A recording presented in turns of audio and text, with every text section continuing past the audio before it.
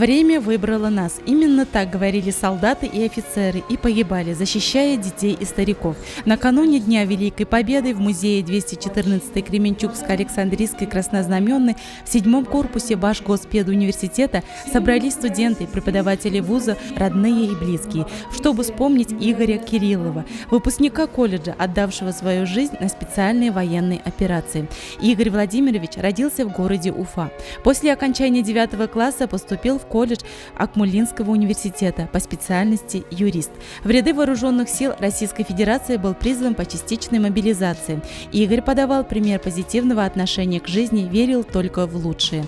Очень трепетно относился к вопросам чести и воинского долга.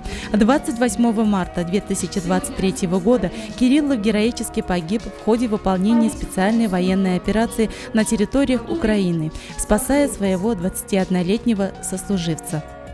Специальная военная операция, которая сегодня проводится и на наших новых российских территориях, она, наверное, показала, кто есть кто.